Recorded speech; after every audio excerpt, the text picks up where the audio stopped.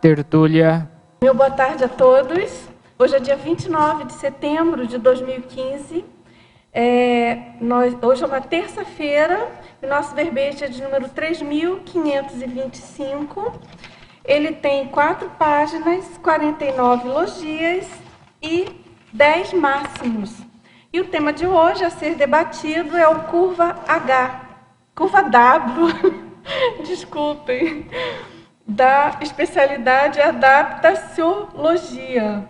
E ele foi escrito pela verbetógrafa Kátia Aracá, que já veteraníssima, psicóloga, especialista em psicoterapia breve integrada, mestre em gerontologia, brasileira, natural do Rio de Janeiro, RJ, voluntária da Conscienciologia desde 95, docente em Conscienciologia desde 96, autora dos livros Viagens Internacionais, O Nomadismo da Conscienciologia, de 2005, e Antibagulismo Energético, de 2015.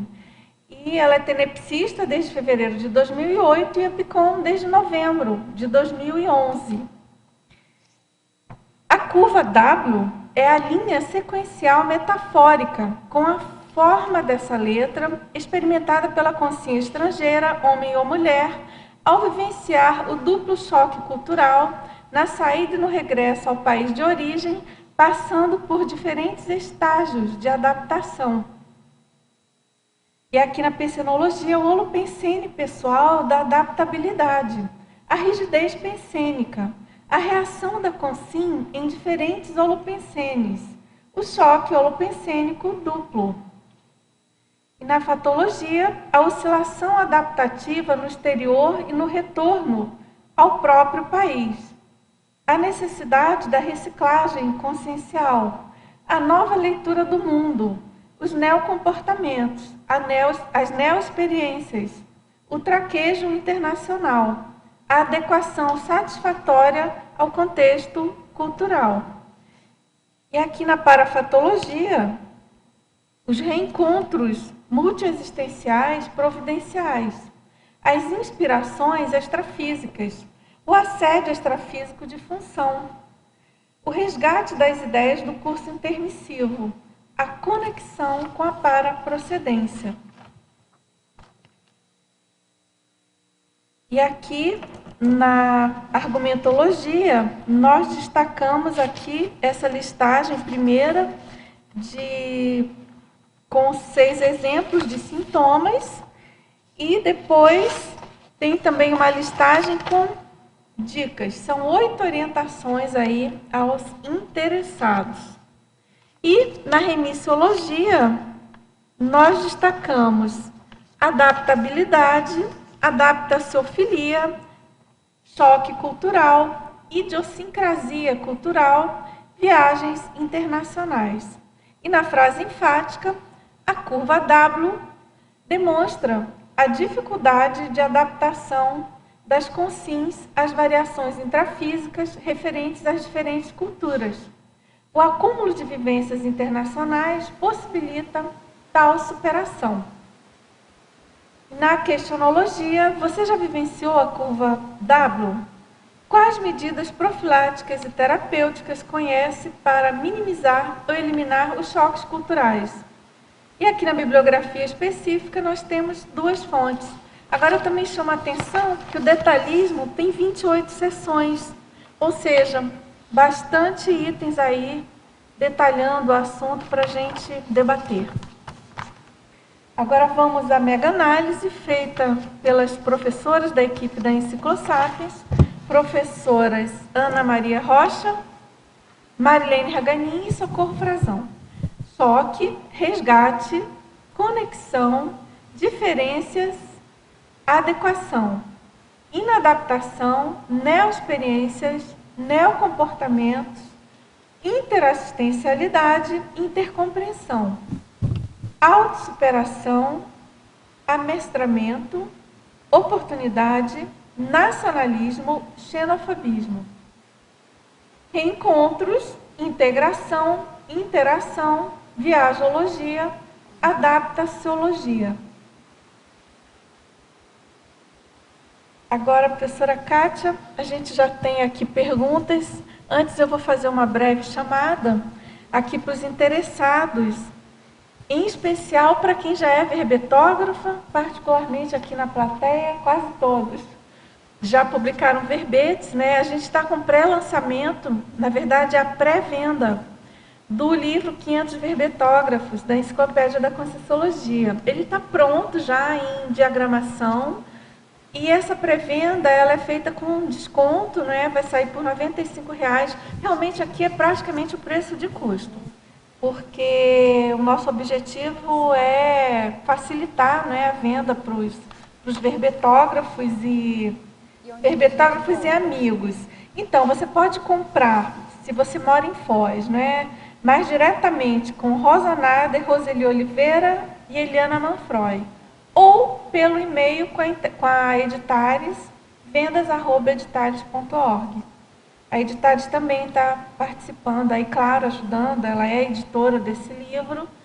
E aí a gente lembra que, para quem respondeu, né, o questionário, ali a gente já perguntava se a pessoa tinha interesse.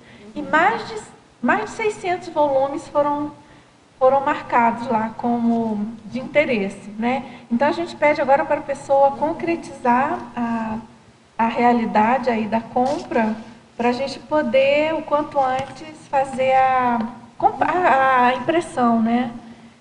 Esse dinheiro vai ajudar a fazer a impressão do livro.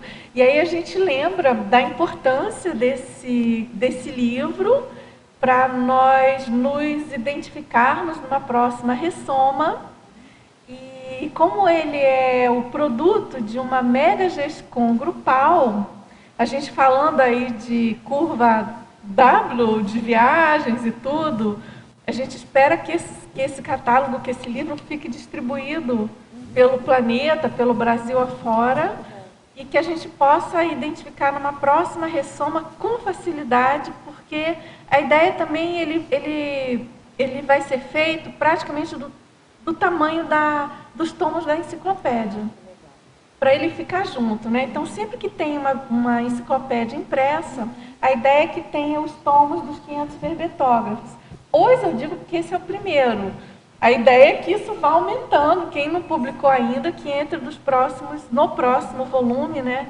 A gente brinca que tem o projeto Outros 500 na Enciclosapiens, que é justamente a busca de fazer mais verbetógrafos, chegar a novos 500, né, a 1.000. E essa foi uma ideia também proposta pelo professor Valdo. Então é isso, gente. Vamos participar. E lembrando, assim, desse tom, né, importante desse livro. Ele contém as mini-biografias, contém os verbetes que cada um escreveu, a questão das ICs que a pessoa voluntariou, o retrato, né, uma foto colorida. Então, é colorida. Então, por isso também que eu penso que o custo de impressão ficou mais alto, né? Mas a gente achou que valia a pena para dar um peso, uma cara bem boa, né? 5 estrelas, assim, pro livro. Então é isso. Agora, professora Kátia, então vamos às perguntas. Você quer falar antes sobre sua motivação para escrever? Eu achei interessante porque eu não conhecia esse conceito, né? O conceito técnico, curva W. E eu já tinha ouvido falar nessa dificuldade de adaptação na ida e na volta, mas um dia eu estava folheando o livro, né? Esse livro daqui, que eu coloquei na bibliografia, e aí eu encontrei essa curva W e achei interessante. E eu acho que a seriedade dessa ocorrência é que muita gente acaba tendo problemas ou na ida ou na volta, né, de viagens, de estágios, de temporadas no exterior, devido a essa condição daqui. Então, é algo assim que as pessoas têm que tomar conhecimento para elas poderem fazer algum tipo de, digamos assim, de planejamento, de treinamento, para elas se saírem melhor naquilo que elas vão fazer. Tá ótimo. Então, vamos lá. na estrangeirismologia, na página 33, logo aí na primeira linha, ele pergunta como funciona na prática o Live and Love Approach. Isso daí seria a questão da pessoa com bom humor, a pessoa com uma abordagem positiva dos acontecimentos. Então, tem aquela expressão, né, que é live, love and laugh, que é viver, amar e sorrir. Então, aqui seria justamente a pessoa que ela é a chamada mais easygoing, a pessoa mais adaptativa, a pessoa que leva as coisas de uma forma mais flexível, com mais bom humor mesmo, né, com mais positividade. Então, ela se sai melhor nessas situações interculturais, né? Também na segunda linha, ele pergunta o que são o guanxi, o blat inevitável e o cone. Isso tudo são sinônimos para networking, né? Mas cada um num país diferente. Então, guanxi é na China, blat é na Rússia e cone é no Japão. Mas são mais ou menos expressões, palavras equivalentes, né, dessa condição dos relacionamentos, dos contatos, da troca de ajudas e favores, né, que ocorre quando as pessoas se relacionam. E guanxi bom, porque tem aquele guanxi que é do favoritismo, que é de você, né, que entra aí uma parte antiética, uma parte desonesta. Então, você favorecer só determinados grupos, determinadas pessoas. Então, por isso que alguns autores, eles diferenciam entre o guanxi bom e o guanxi mau. Mas isso essa diferenciação, ela se dá mais nessa língua, nessa coisa da China, ou esse conceito em geral é bem diferenciado? Mais na China. Interessante, né? Porque o guanxi na China é assim, é igual feijão com arroz para o brasileiro, né? Então isso é um valor para eles, isso permeia as relações. Um chinês, um empresário chinês, ele vai preferir muito mais fazer um negócio com alguém que ele conheça do que com alguém que ele não conheça. Só que quando isso fica excessivo, tem muito favoritismo, tem, né? Então acaba mais prejudicando o todo e favorecendo apenas alguns. Agora, na estrangeirismo ainda, no final da terceira linha, onde podemos encontrar as coleções elucidativas Smart Culture e Culture Shock? Isso daí, hoje em dia, nas livrarias em geral, na livraria Cultura, com certeza.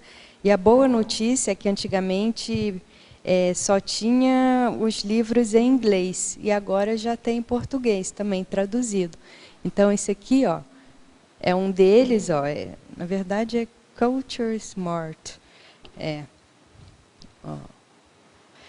Ups. Tem de vários países, muitos países, ó. Japão, Índia, China, Austrália, Rússia, Turquia, Grã-Bretanha, Tailândia, Cuba, Marrocos, França, Líbia, Espanha, Filipinas, Estados Unidos, Canadá, Indonésia, Argentina, Costa Rica, România, Guatemala, Brasil, Egito, África do Sul, Israel, Botsuana, Áustria, Chile, e já tem outros, né? Depois desse daqui, esse aqui é da Finlândia. Geralmente esses livros são escritos por pessoas ou nativas ou pessoas que tiveram um convívio bastante profundo naquela cultura, e o que eles vão mostrar são vários aspectos para quem vai viajar para aquele país. Então, por exemplo, ó, a terra e as pessoas, os valores e as atitudes, festivais e costumes, fazendo amigos, os finlandeses em casa, o tempo fora, viagem. Bacana, interessante. Questão de como fazer trabalho, comunicação. Então, é um mini guia, mas assim, bastante comportamental, né? Cultural e comportamental. E esse aqui também, o nome é Culture Shock, né? Já é uma outra coleção também, que tem de diversos países, e é bem interessante porque eles dão a abordagem daquilo que pode, digamos assim, causar surpresa, e decepções para um estrangeiro. Então, eles fazem justamente um apanhado daqueles aspectos da cultura que podem causar algum tipo de impacto negativo em quem vai viajar, ou passar temporadas, ou trabalhar ali. Agora, na Amazon, com certeza, a pessoa encontra. Então, é Culture Smart, né? A gente Culture Smart, tá. Desculpa. E outra coisa também, agora na fatologia, Kátia, na primeira linha, ele pergunta quais as diferenças entre a cultura W e o duplo U. É a mesma coisa, né? Porque essa curva W é a junção de dois U's. O que é esse U? Esse U, a parte superior dele, é aquele momento em que o viajante ele fica eufórico, ele acha tudo novidade, ele gosta do que ele conhece e tudo mais. Essa parte do U mais de baixo é justamente quando ele vai caindo na real. Eles fazem um cálculo que a partir de 1 ano e meio que a pessoa vive naquela cultura, ela começa a ver os aspectos negativos, aquilo que vai contra os valores dela, etc. e tal. E depois ela vai tendo uma adaptação, quando ela consegue, e aí, de novo, ela se restabelece, que aí é a ponta de cima do U. Só que o que acontece? Se a pessoa volta para o país de origem, ela volta a passar de novo por esse ciclo. Então, as pessoas acham assim, não, quando voltar para casa, para a terra natal, tudo vai melhorar. Não, não melhora. Quando a pessoa passa uma temporada mais prolongada, em outra cultura, a tendência é, quando ela volta para casa, ela passar um período também de desadaptação. Ainda sobre a cultura U ou Y, o W, esse termo é estrangeiro ou é traduzido? Como é que é originalmente? Como é que se chama? Olha, deixa eu ver originalmente. Ou é só a letra? Esse livro daqui, ele é português, eu acho que é só a letra mesmo, né? Ah, então, letra. Se vocês forem ver um gráfico, ó, dos pesquisadores, deixa eu ver aqui. Acho que não dá para ver, né? Letrinha pequena. Dá para ver, sim. Então, o gráfico mostra justamente isso. O primeiro lá, olha, né? Então, aquela fase inicial, que é a fase da euforia, a fase que a pessoa está feliz. Aí, depois, a fase da depressão, a fase que a pessoa passa pelo choque cultural. E, quando ela consegue sair disso, a fase ascendente, né, de adaptação.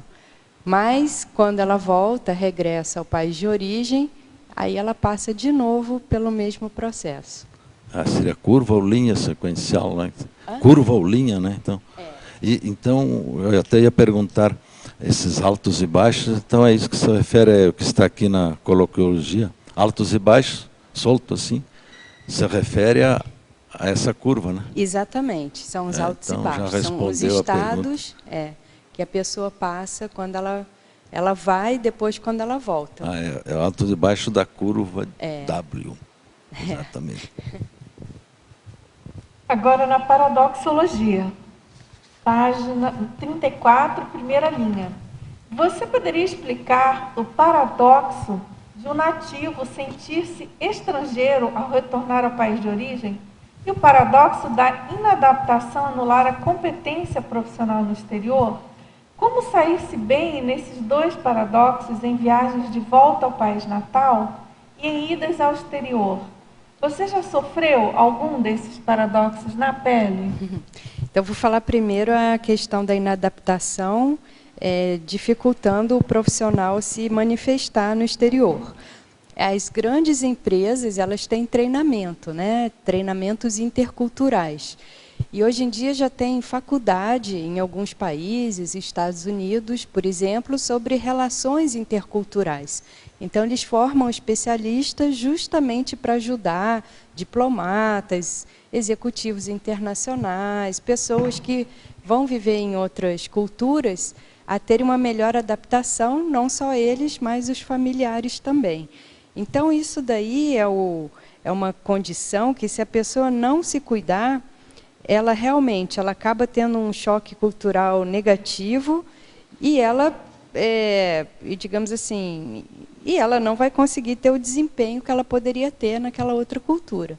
Então, conheço casos de pessoas que foram fazer estágio no exterior, né, num país de uma cultura mais diferente, e a pessoa não se adaptou de maneira alguma e chegou ao ponto que ela ficou tão assim, tão desequilibrada que ela teve um surto, né, um surto psiquiátrico, e a partir disso ela nunca mais voltou a ser a personalidade que ela era, né?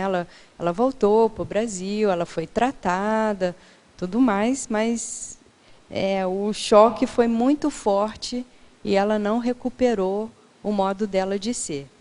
Então, isso daí é muito sério, tanto por parte dos RHs, das empresas, pensarem, quanto do próprio profissional, né?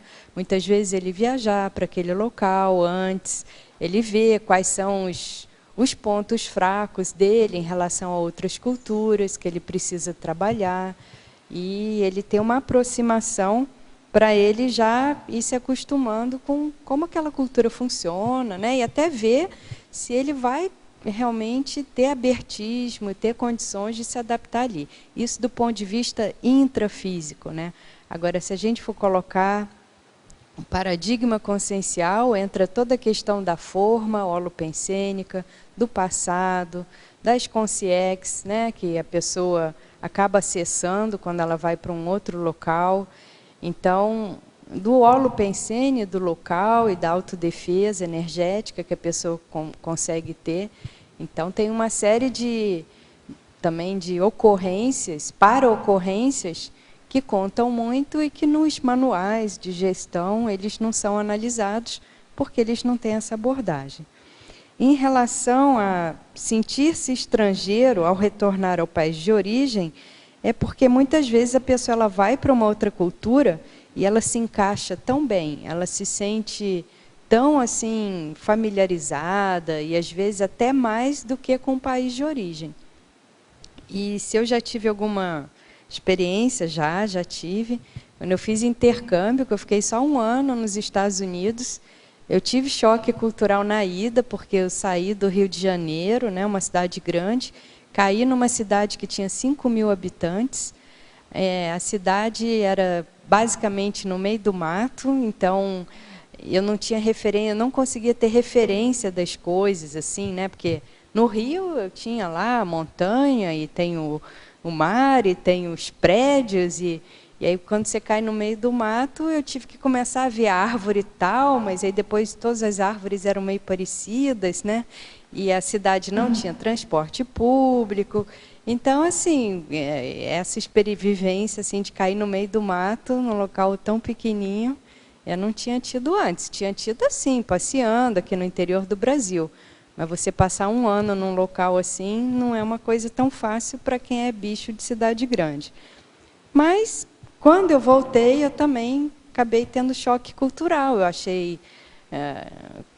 começou a me chamar a atenção tudo aquilo no Brasil que eu já tinha costume em relação à desorganização, à bagunça, né? Esses aspectos assim que na cultura estadunidense é bem diferente.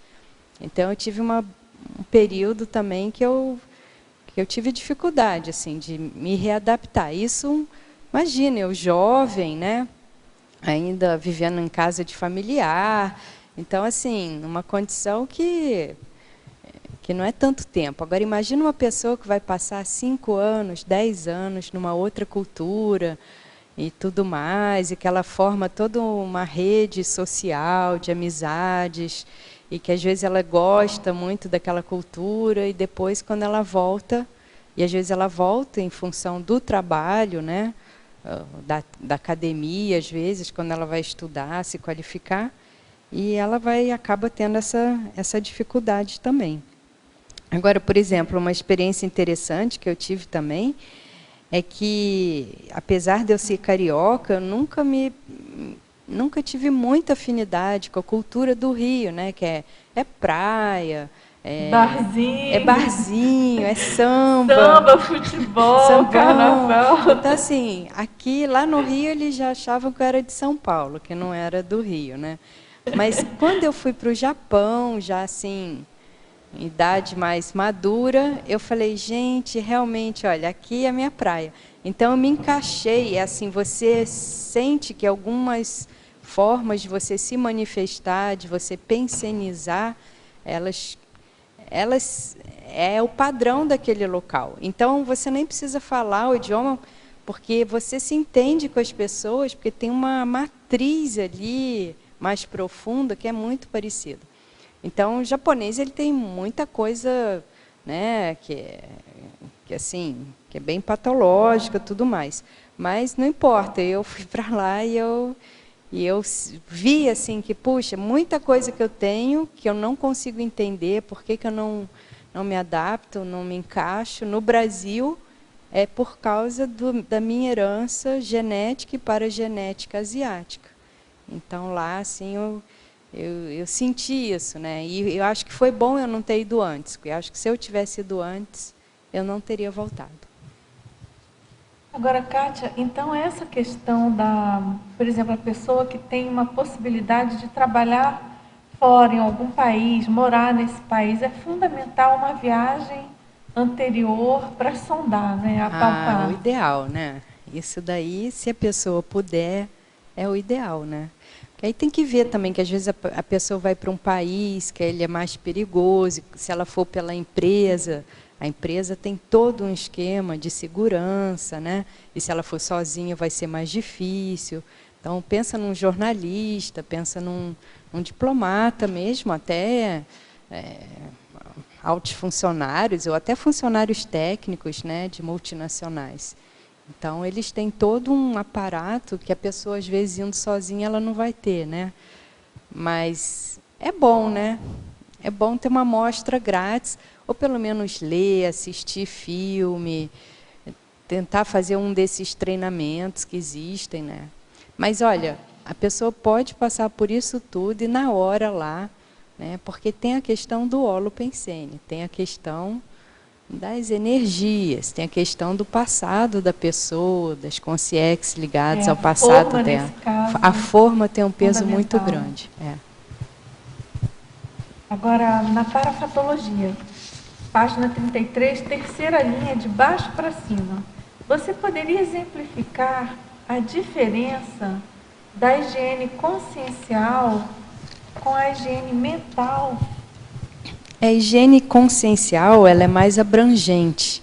Ela pega as consciências, ela pega o holopensene. A higiene mental é essa higiene que você faz assim do pensamento, para você espairecer, que é, por exemplo, questão de um hobby, né, uma viagem. Agora, a higiene consciencial, ela envolve você saber trabalhar com as energias, fazer desassédio, você fazer a asepsia, né, dos ambientes.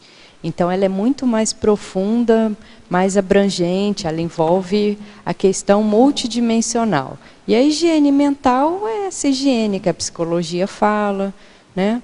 É uma higiene mais, digamos, do psiquismo, mais intrafísica. Agora, na feminologia, página 35, quinta linha. A tenepsista, qual a maior dificuldade vivenciada para a realização da TENEPS quando em viagem para o exterior? Isso está onde? Na feminologia. Feminologia. Quinta linha, lá na página 35. Olha, eu acho que a primeira questão, quando a pessoa viaja, ela vê onde que ela vai ficar, né? Então, ela tem que ver, ela vai para um hotel, esse hotel ela vai ficar sozinha, ela vai ficar com mais alguém no quarto. Se ela vai ficar com mais alguém no quarto, o quarto é uma suíte, ou o quarto é só o quarto mesmo. Então, isso tem que ver. Qual é o tipo de hotel, qual é o ambiente que ela está? Se está na casa de alguém, né? Na casa de quem?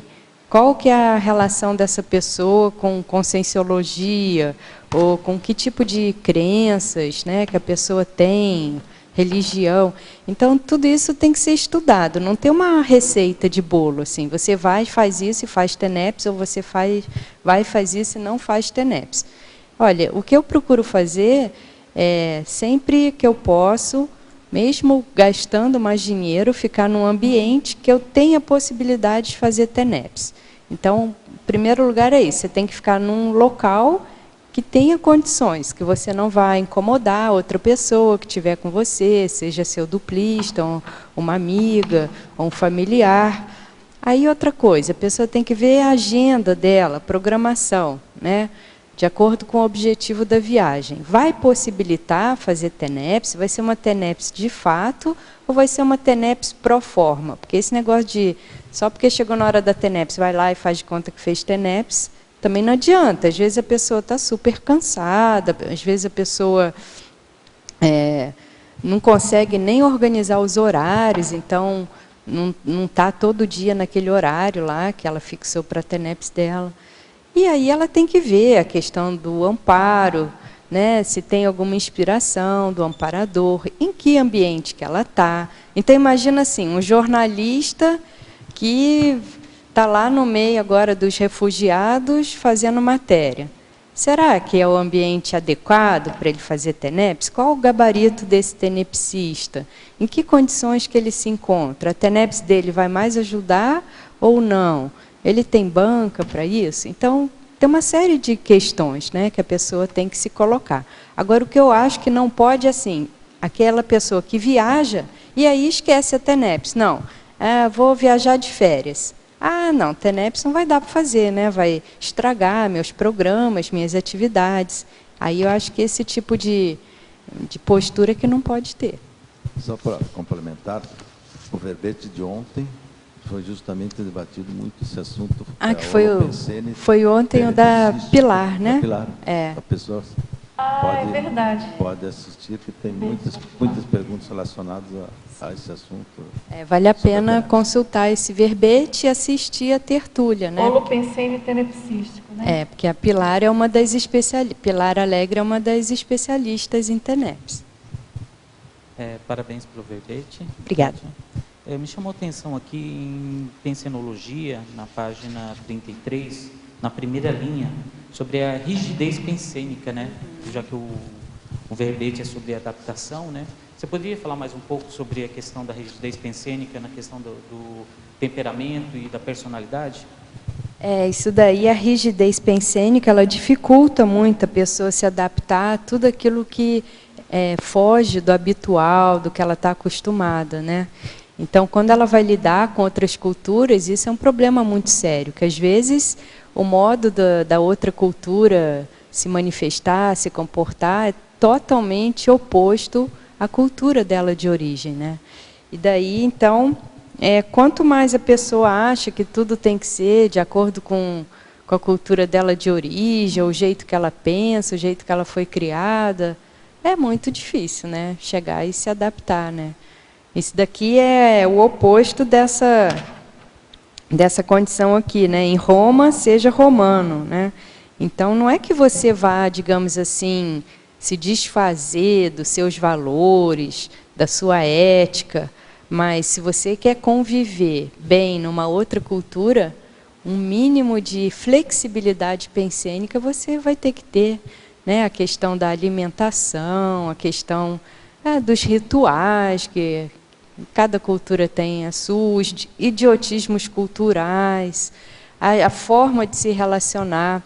Amanhã a gente vai apresentar um verbete sobre diferenças culturais. Então, tem muita coisa que é diferente. Se você for analisar a alimentação, a forma de se relacionar, a própria questão da vestimenta, como lida com alguns episódios de vida, como lida com o nascimento, como lida com doença, como lida com família, como lida com morte, como lida com o dinheiro, né? A noção de privacidade. Então, tem uma série de aspectos que, assim como quando você vai para um outro país, tem que aprender a falar outro idioma, você tem que aprender, né, a cultura do outro país e conseguir ali se virar no meio disso. Essa rigidez pensênica, posso citar um exemplo, a gente comentou, que eu, viajando muito, tive um companheiro de viagem que era mineiro, talvez por isso, e ele, onde chegava, na Europa, em qualquer lugar, a primeira coisa que ele perguntava para a guia era onde se comia uma feijoada, onde tinha onde podia ter uma caça de samba e coisas assim do gênero, e onde ele chegava, ele reclamava que não entendia a língua e que ela achava que todo mundo deveria falar o português para ele ser entendido.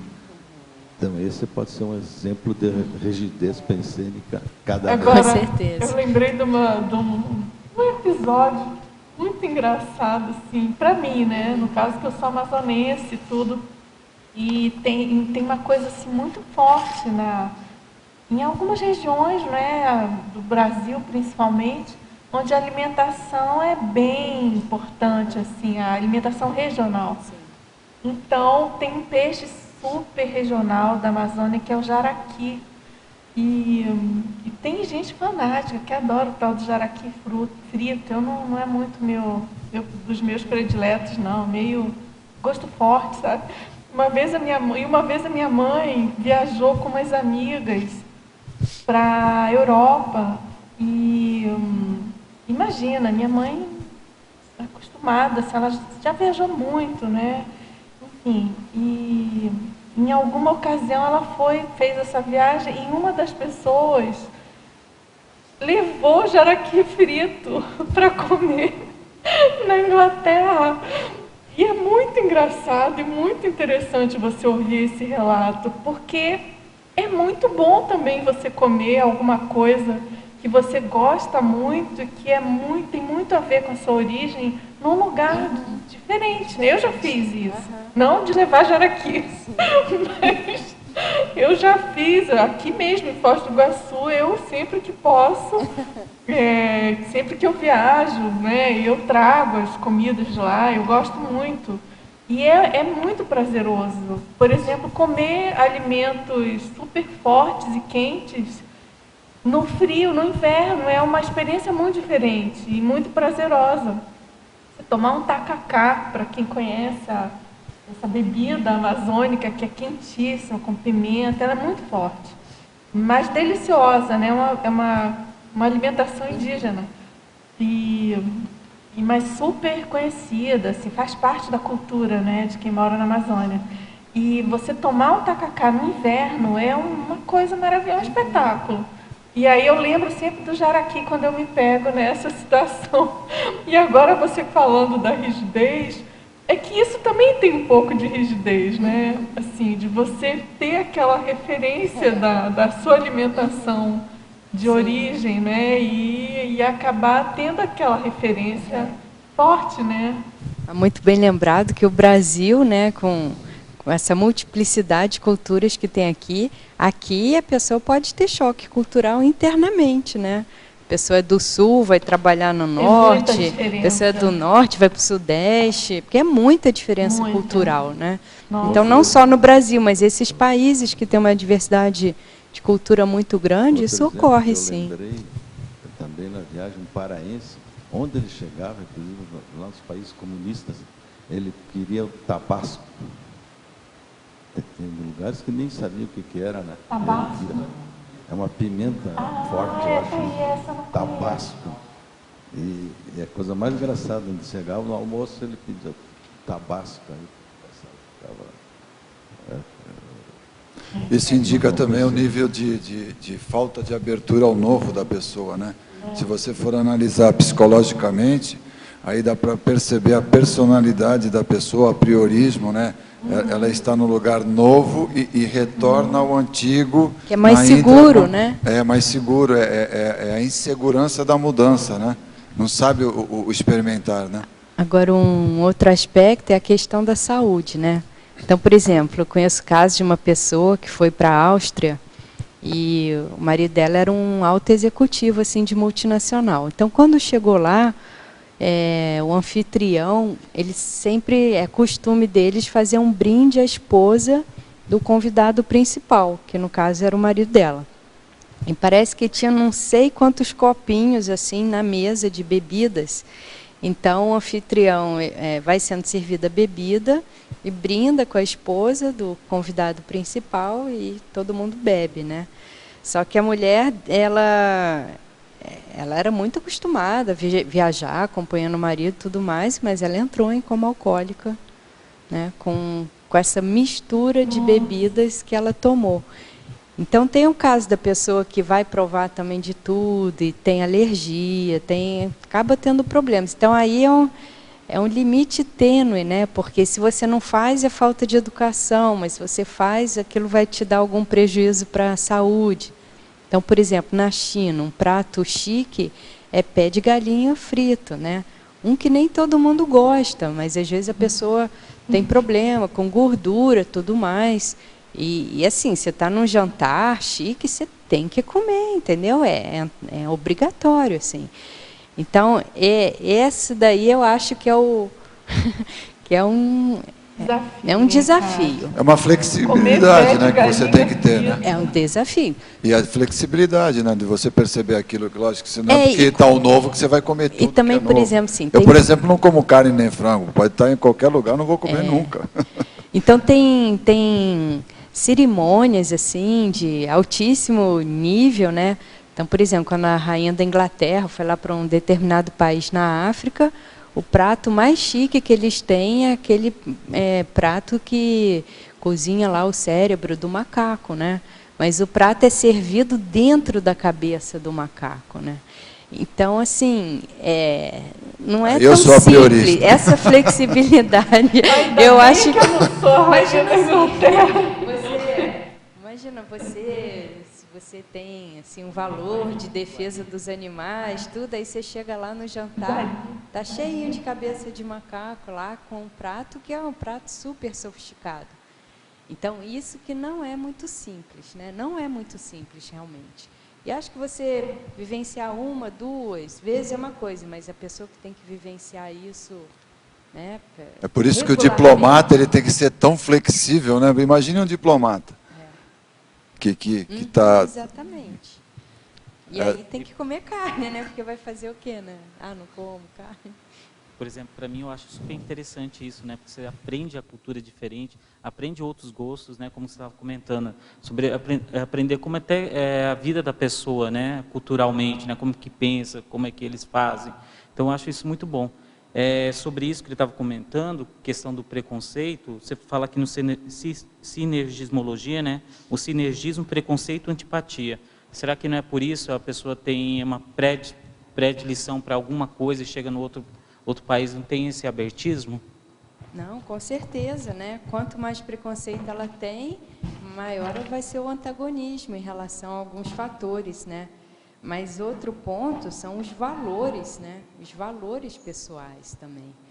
Então, vamos supor, você vai lá numa cultura que aí eles querem fazer uma apresentação para você, assim, de honra, convidado de honra, e é um ritual que mata bicho, entendeu? Então, não é uma coisa assim tão simples, né? Eu acho que tem coisas que tudo bem, pode ser meio frescura, mas outras coisas envolvem os valores humanos. Então, por exemplo, tem uma diplomata, uma vez que ela foi lá para o Oriente Médio, e aí ela usou essa roupa, né, de mulher, que é o blazerzinho com a saia, como é que a gente chama isso? Tailleur, né? Então, ela foi num shopping de tailleur. Ela foi chutada por homens, entendeu? Ela foi chutada por homens porque ela não estava de burca, né? Então, imagina, aí a pessoa vai ter que passar lá 3 anos, 5 anos. Aí já toma um chutão de homem, dentro de um shopping, né? Não é uma coisa tão fácil, né? Mas na cultura oriental não é tanto assim, né? Já é um pouco diferente, mas não é tão rígido, igual... Cultura asiática? Nossa, super rígida. Não, estou falando assim, tipo chineses, japoneses. Super rígidos, super rígidos. Japonês executivo faz parte do trabalho você sair para o happy hour. E no happy hour você tem que beber todas com o chefe, entendeu? E aí você chega em casa 10, 11 horas da noite. Mas, assim, se você não for, você fica mal visto pelos colegas. Então, assim, o happy hour não faz parte do horário do trabalho. Mas, se você não comparecer, você começa a ser colocado de lado, né? Agora, imagina um estrangeiro lá com a família, que além de trabalhar todo turno, ele ainda vai ter que ir para happy hour e ficar lá bebendo, e chega em casa 10, 11 horas da noite. A mulher dele vai ficar bem feliz, né? Agora, tudo bem? Agora, Kátia, na pensinologia, na página 33, última linha, você poderia discorrer sobre a reação da consim em diferentes holopensenes? Então, isso daí é o que a gente estava falando da forma holopensênica, né? Então, forma holopensênica é justamente aquela marca que a pessoa deixou num local, numa vida prévia, em função das ações, das atividades que ela teve ali. Então, a pessoa pode ter uma forma positiva e ela pode ter uma forma negativa. Se ela tem uma forma positiva, os caminhos se abrem, ela se sente bem no local, tudo que ela faz dá resultado, ou seja, sinal verde, né? Agora, se ela tem uma forma negativa, em geral, ela pode acessar os assediadores do passado, ter acidente do percurso, tudo pode ser mais difícil.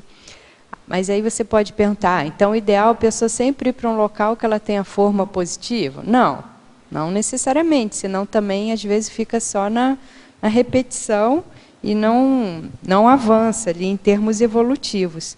Mas é que essa reação, e isso é bem interessante, né? Você convive com uma pessoa, vamos supor, aqui na Cognópolis. Aí a pessoa manifesta um determinado comportamento. Depois você viaja, encontra ela num outro país, é interessante de você ver que às vezes a pessoa é irreconhecível, né? Então ela tem uma manifestação totalmente diferente. E aí você conhece, né, uma faceta, um lado da personalidade que aqui nesse holopensene ela não manifestava. Então é muito importante a gente procurar, se você quer ajudar até uma pessoa ou conhecê-la melhor, conviver com ela no holopensene onde ela se manifesta, porque senão pode ficar tudo muito maquiado e ficar muito teórico, né? Tudo bem? Agora, Kátia, tem uma pergunta, deixa eu fazer logo. É de um rapaz do Quebec, Canadá. Ele está fazendo várias sugestões e também faz pergunta. Professora Kátia, sou brasileiro, estou me mudando com minha família para a cidade de Foz do Iguaçu em novembro, depois de vivermos durante 5 anos em Quebec, no Canadá. Que legal. E considero o verbete muito assistencial no esclarecimento a imigrantes. Aí ele quer fazer algumas contribuições, tá? Na argumentologia em sintomas, eu adicionaria algo como pensamento nosográfico, de que estragou a vida com a mudança. Depois ele coloca na argumentologia também em dicas, confiança. Poderíamos pensar em acrescentar confiança no amparo extrafísico? Com certeza. E também na página 36, em dicas, talvez adicionar um novo item, pois para me adaptar à nova cultura, pensei como se eu tivesse dessomado do país de origem e precisava aceitar onde estava. Muito boa como técnica. Como se não tivesse como voltar. Sim. Isso me ajudou ao abertismo cultural e adaptabilidade. Muito bom, bacana, excelente. Né? Obrigada aí pelas dicas. Pode escrever um verbete Sim, com sobre certeza. essa experiência, né? Super Ele podia bom. escrever um verbete sobre isso. Nossa, com certeza. Agora, Kátia, ele pergunta assim, você tem algum conselho para quem está se mudando do exterior para Foz do Iguaçu? É comum existirem contrafluxos para essa mudança? Obrigado, desculpe se a mensagem ficou muito grande. É isso. Eu acho que a pessoa deveria, se ela está mudando com a família, vir dar um passeio aqui, né? Passar aqui uma mini temporada que seja para conhecer. Ela tem que calçar muito a questão financeira. É bom ela ler um pouco a respeito da fronteira, porque aqui Foz não é só Foz, né? Toda essa região da tríplice fronteira. E, assim, o que eu posso te falar é que no final de outubro, agora, a gente vai estar lançando um livro que é justamente sobre isso, né? É um manual de mudança, é um manual de dicas para quem quer se mudar aqui para Cognópolis, quem quiser vir morar aqui. Então, até final de outubro, eu acho que o livro já deve estar publicado. E aí você pode pode ler um pouquinho mais ali sobre as vivências, as experiências que a gente Kátia. teve. Parabéns, não sabia. Ótimo. O título é Cognópolis, Foz, um lugar para se viver. Excelente, em cima do lance. Né? Ele vem em novembro com a família, né? Ele é brasileiro. E, então, que aí tem dicas sobre a Cognópolis, sobre o convívio. Nossa, super assistencial esse livro, vai ajudar muita gente. Né? Anteontem eu soube de um casal que está vindo também. Bem bacana. Agora, em paradoxologia, na terceira linha, você poderia expandir o paradoxo de encontrar semelhanças nas diferenças?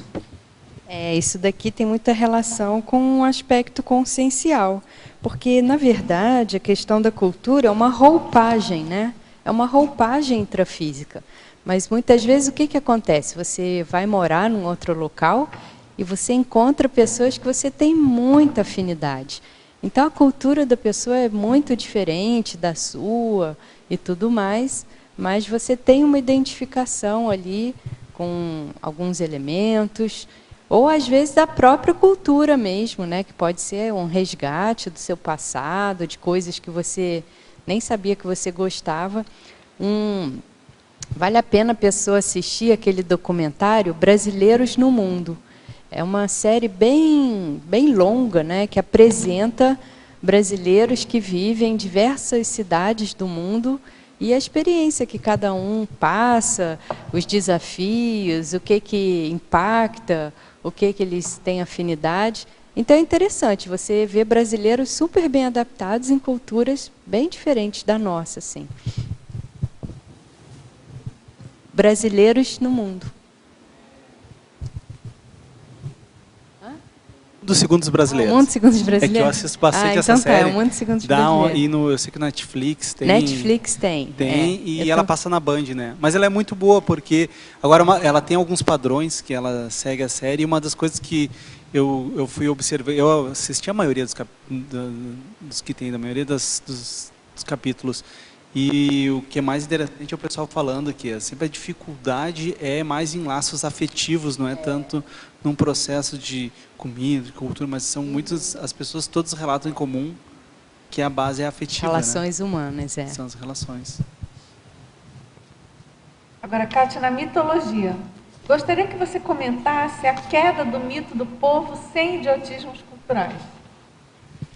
Porque isso... Idiotismo cultural são aqueles comportamentos, né, atividades assim, de uma cultura, de um povo que não tem muito discernimento, né? Então, aqui no Brasil, nosso futebol, sambão e outras coisas mais, né? Então, a pessoa achar que ela vai para um local que não vai encontrar nada disso, não tem como, é impossível. Toda cultura tem seus idiotismos, né? E tem locais que até estão tentando acabar, aquele negócio da tourada, mas todo local que você vai tem. Você vai lá para o Japão, tem os lutadores de sumô que ficam lá a vida inteira se preparando e comendo para engordar. Então, tem que saber como é que vai lidar com isso daí, né? Conhecer. E tem umas situações assim, que a pessoa é bom ela se informar para ela não ficar constrangida. Então, quando a gente foi para a Finlândia, avisaram para a gente assim, olha, se convidarem vocês para irem para a sauna, se vocês aceitarem, isso quer dizer que vocês vão pelados, tá? Sauna lá, todo mundo vai pelado. E é sauna mista, né? Então, assim, aí eu já fui prestando atenção. Se me convidarem para a sauna, eu tenho que ver. Se eu falar que sim, eu estou topando, porque senão, assim, fica até esquisito você ir de roupa. Mas eu não fui não, tá? E uma vez que eu estava na Alemanha também, eu me inscrevi numa academia e que tinha uma piscina, mas que você só podia nadar também pelado, sem roupa. Fazer natação era pelado e todo mundo fica na boa, assim. Eu não fiz, né? Mas tinha uma colega minha que estava na mesma casa que eu e ela fazia e falava, olha, ninguém olha para ninguém, é uma coisa mais natural, mas todo mundo cai na piscina pelado. Então, assim, questão ali local, né? Mas isso é como tem colônia de nudismo, nossa, aqui ou não? É tão natural que Não, já natural, não tem nada a ver com várias. nudismo, não. Não. É como eles vão à praia, né, na costa, no Mediterrâneo, né? É comum a gente ver gente fazendo topless lá. Interessante, não sabia dessa piscina. Tem gosto para tudo. Então a pessoa tem que se informar. Se ela chega na academia, ela se inscreve na natação. Aí chega lá, aí vão falar, ó, não pode entrar com roupa, vai ter que tirar a roupa. Então se informa antes, né? Agora, na frase enfática, Kátia, na página 36, você pode comentar? A curva W demonstra a dificuldade de adaptação das consins às variações intrafísicas referentes às diferentes culturas. O acúmulo de vivências internacionais possibilita tal superação. Depende, né? Esse daqui, o acúmulo de vivências, a neofilia, a abertura, flexibilidade pensênica. Mas, lógico, a pessoa, se ela viajou mais, ela já mostra aí uma predisposição maior a tender a se adaptar a diferentes culturas, né? Agora, aqui na tecnologia, na página 34, primeira linha, você poderia citar algumas técnicas anti-choque cultural? Em alguns casos, penso que o choque cultural possa ser positivo para muitas consciências, por exemplo, uma consciência sempre morou no Brasil, tomar um choque cultural, se deparar com culturas mais organizadas e sem um jeitinho, seria algo positivo, que poderia causar algum tipo de reflexão. Você poderia comentar? Aí, às vezes, tem aquele choque cultural que é para melhor, né? Mas depende da intensidade, tudo mais. Então, por exemplo, na cultura sueca, eles têm um costume, né, entre os executivos, que você só finaliza uma decisão depois que todo mundo chegou num consenso. Então, por exemplo, você pode ficar discutindo semanas, mas aquela equipe tem que chegar num consenso para uma determinada diretriz ser tomada. Então, a pessoa que não está acostumada com isso, ela pode ter uma dificuldade aí muito grande. Então, tem muitas coisas em questão de trabalho que a pessoa, é bom ela se ler antes, se informar antes, como é que funciona, né? E o brasileiro, ele tem que cuidar, porque os executivos brasileiros, eles são mal vistos em muitas culturas, porque não se posicionam, não falam abertamente o que estão pensando. Então, o brasileiro, ele tem fama de ir enrolando, ele não quer fazer um negócio e ele não fala, não vou fazer, não, vamos ver, e amanhã a gente conversa. Então, realmente, tem muita coisa assim que em outros países eles são mais diretos, mais sinceros, mais posicionados, eles não têm medo de desagradar, como o brasileiro tem. E isso pode ser um choque, né? Então, o brasileiro, ele pode chegar num país que um colega de trabalho dele vai virar para ele e falar, eu não gosto de você por isso, por aquilo outro. E dependendo de como for, ele pode ficar muito sensibilizado e ficar melindrado, chateado com isso. Então, o choque cultural tem que ver se ele vai ser bom de acordo com o estofo do viajante, né? Porque se não tiver estofo e o choque for grande, a tendência é a pessoa se desequilibrar, se assediar, e aí aquela viagem acaba sendo perdida. Agora, as técnicas, algumas delas são essas que estão aí na página 36, nas dicas, né? Então, isso aqui não fui eu que inventei, não. Isso daqui são pesquisadores da área, né, que dão essas dicas daqui. Então, evitar tirar conclusões precipitadas, não ser impulsivo. Outra coisa, que a pessoa às vezes sabe o idioma, mas ela não entende o que está rolando ali, sabe? Principalmente em contextos sociais. Por quê? Porque tem uma parte da cultura que ela não é linguística, ela é comportamental. Então, sabe aquilo que brasileiro assim, se olha em determinados contextos e todo mundo entende o que está acontecendo? Quando você vai para outra cultura, você fica literalmente boiando, né? Boiando e cara de paisagem, porque você não sabe ali o que está acontecendo. Então, isso gera muita frustração, decepção, a pessoa fica com raiva, porque ela, às vezes, fala muito bem o idioma, mas ela conhece pouco da cultura. E aí ela não entende esse bastidor assim, das inter-relações.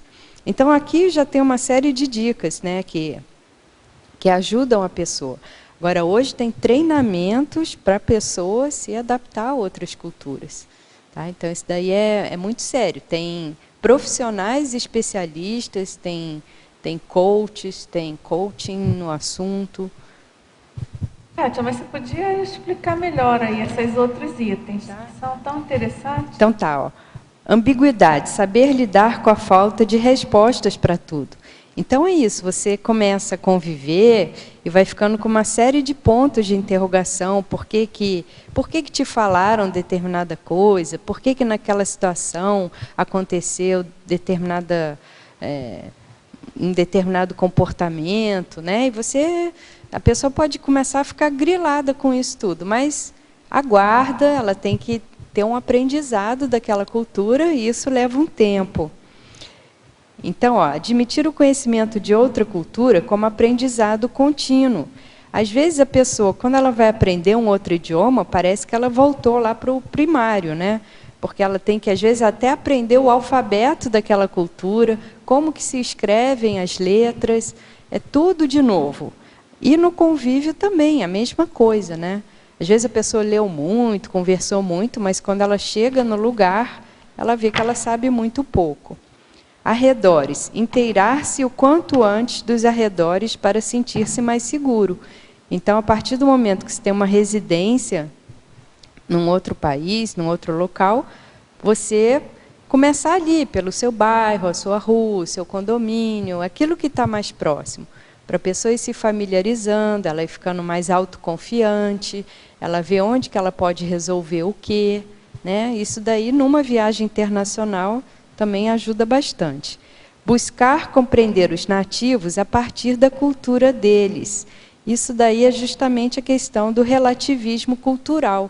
Você tem que entrar na mentalidade, no modo de pensionizar daquele povo e não tentar entendê-los a partir do seu referencial cultural, né? Ter confiança na capacidade de autossuperação e nas novas amizades.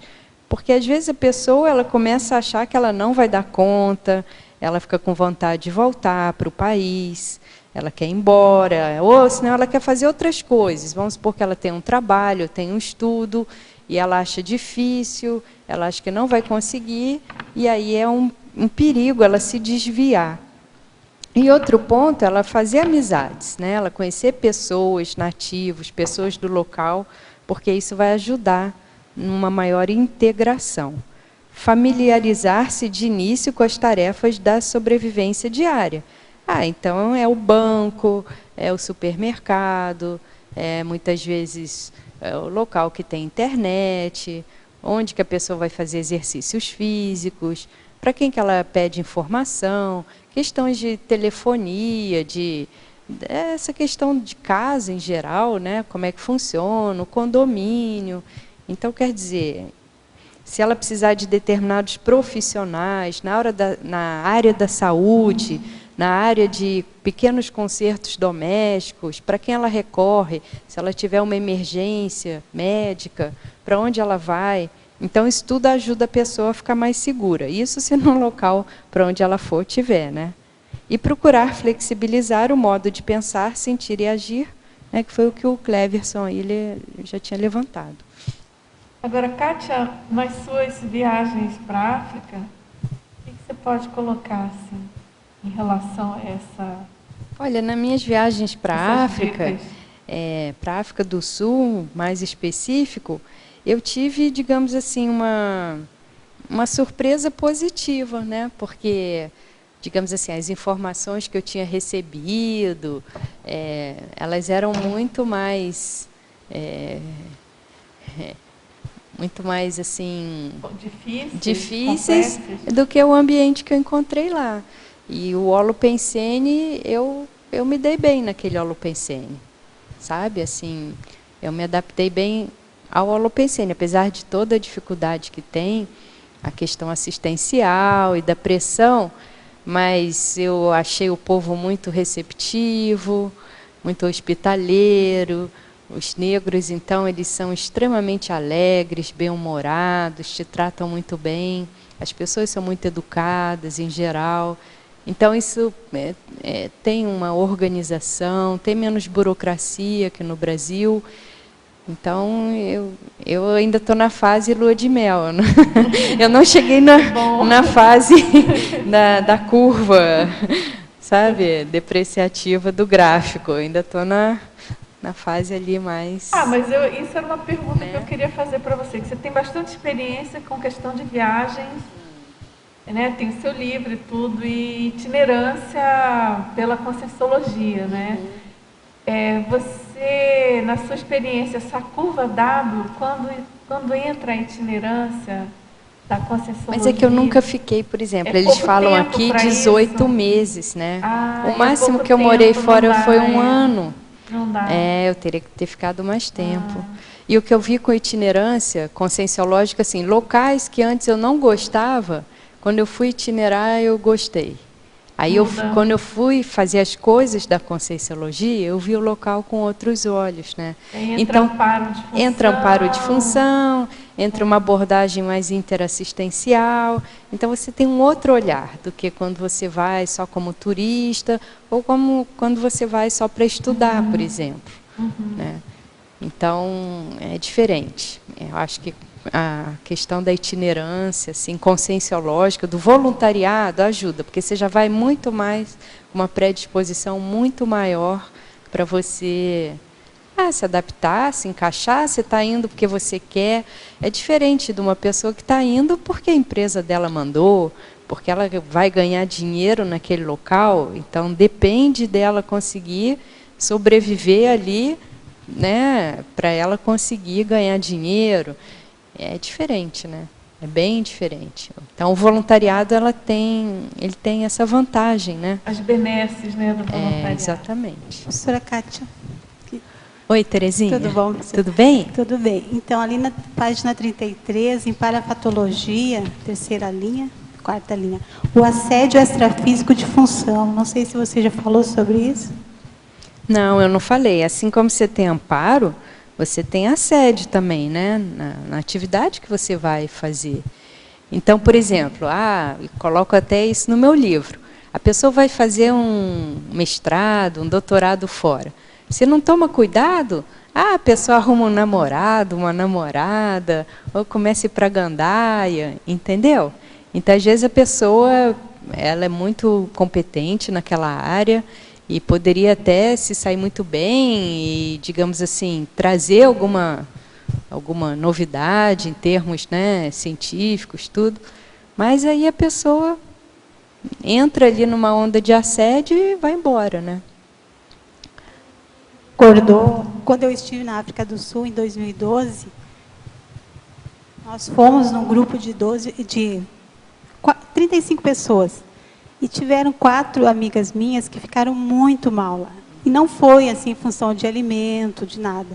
Foi exatamente assim, algo que aconteceu lá com elas, extrafisicamente, pelo que eu percebi, né? Porque eu vi a questão toda que estava acontecendo.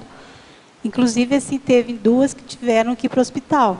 De tão mal que passaram, desidrataram. Uma delas, inclusive, médica.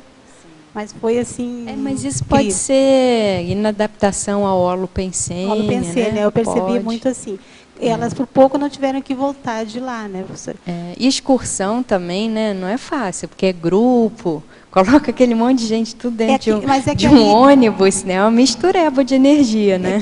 Exatamente. Apesar de ser um grupo bem conhecido, assim, de pessoas com uma finalidade toda. Tá. Não era exatamente turismo. Não tá bom. Não era questão de turismo. Não era turismo. Não, tá. Então, aí é diferente. Diferente. E eu, pelo meu lado, eu me me senti muito bem lá, Sim. tudo me adaptei com o clima, com as pessoas que eu gostei muito, quando falaste, elas são muito simpáticas, né? E uma coisa que eu queria mais perguntar, a questão do idioma, porque lá a gente vê que o inglês deles é um pouco diferente do tradicional inglês que a gente estuda aqui, né? Porque lá são 11 línguas oficiais, 11, né? 11 idiomas. No local que eu estou, a maioria fala inglês, né? Mas tem muito local lá que não é tanto só o inglês, é o afrikaans, né? Aquelas línguas africanas, tudo mais.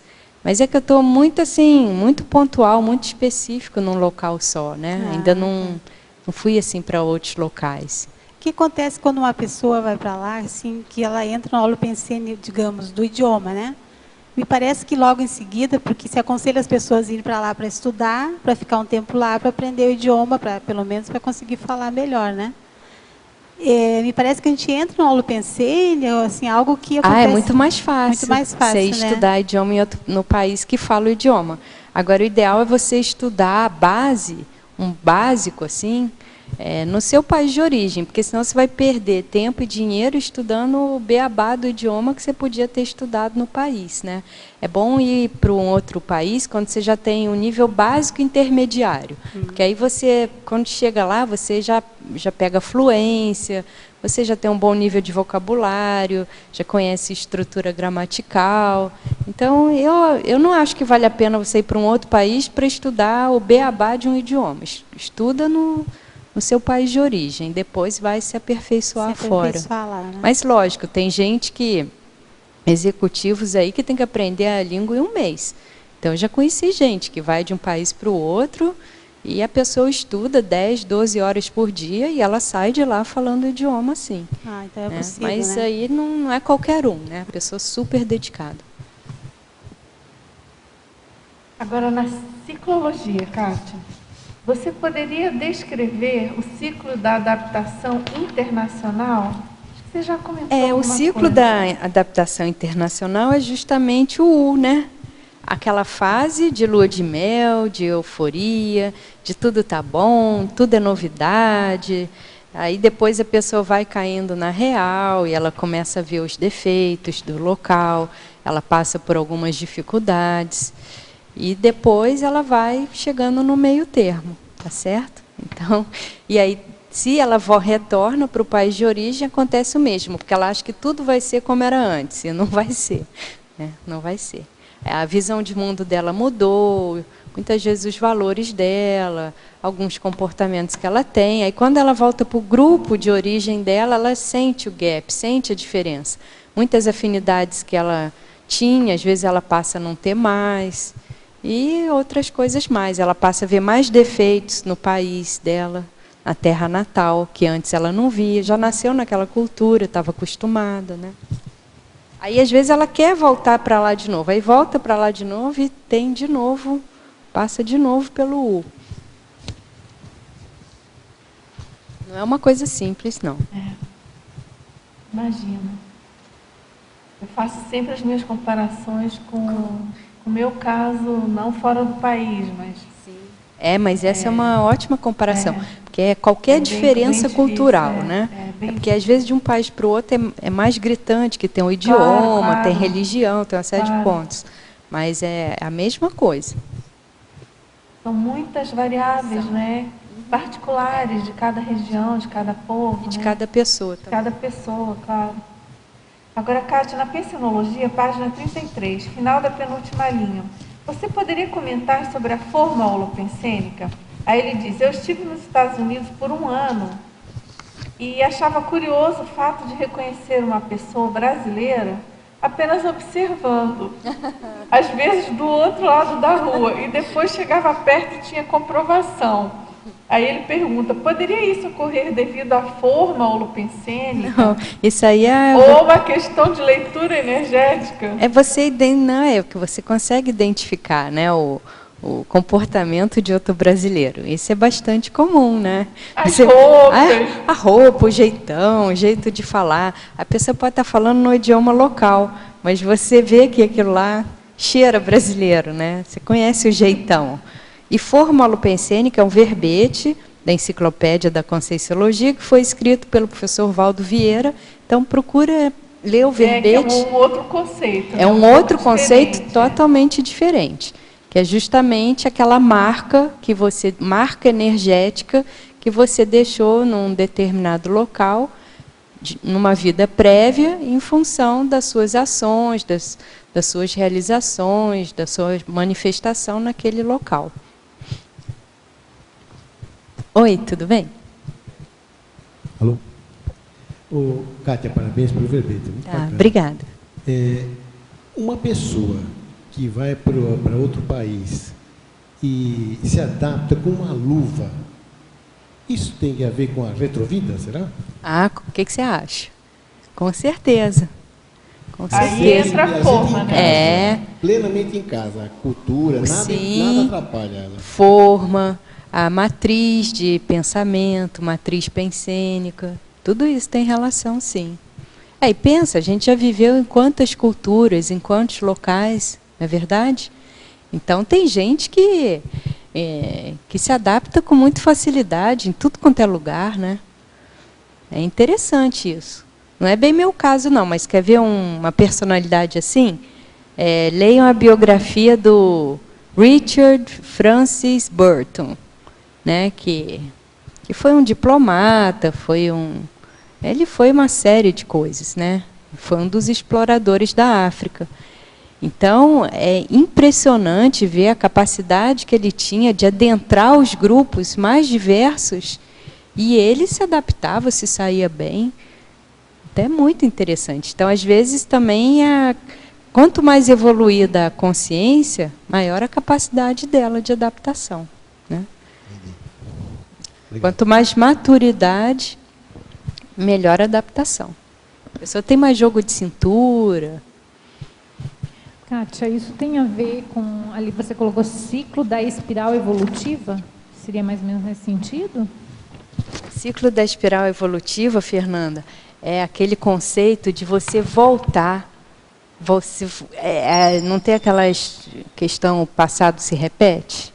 Então, a gente volta, né? Para o mesmo ponto onde a gente já passou. Só que a gente já volta num nível um pouquinho acima. Até o símbolo do CAEC, né, é uma espiral evolutiva. Então, se a gente tivesse a visão de conjunto das nossas vidas, a gente vai ver que a gente repete muita coisa, mas um pouquinho melhor. Uma melhora da consciencialidade, né, já tentando fazer as coisas de uma forma diferente.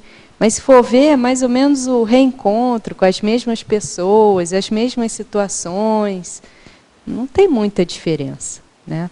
Então, muita gente também que reclama, ou que tem muito choque cultural, às vezes é a pessoa que já passou por ali, ela errou, né, e ela está tendo a chance agora de consertar, de fazer diferente, que é o caso, muitas vezes, da infiltração.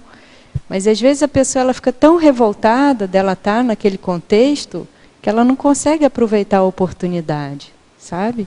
Porque não é por acaso que uma pessoa vai para um local, outra vai para outra. Isso tudo é limpeza do passado.